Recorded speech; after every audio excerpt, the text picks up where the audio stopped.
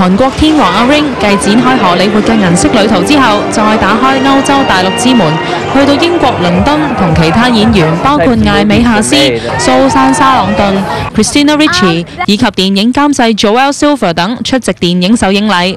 雖然呢日倫敦落住毛毛雨，但係仍然無阻一眾影迷嚟到支持偶像。阿 Ring 接受訪問嘅時候，就顯然對電影充滿信心。It's amazing.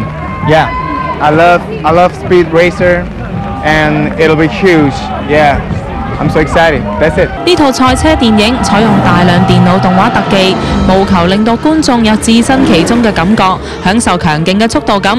雖然作風神秘嘅導演華高斯基兄弟一如以往並冇出席首映為電影造勢，但係電影監製 Joel Silver 就對作品好滿意，並且好欣賞佢哋勇於突破嘅決心。I mean, they just do things like no one's ever seen before. I think they did that on this picture. I mean, they made the movie in a way that was unique and original. It looks like something you've never seen, and I think this is a movie for the whole family. 電影嘅男主角艾美夏斯對於可以同華高斯基兄弟合作，都視之為一個難能可貴嘅機會。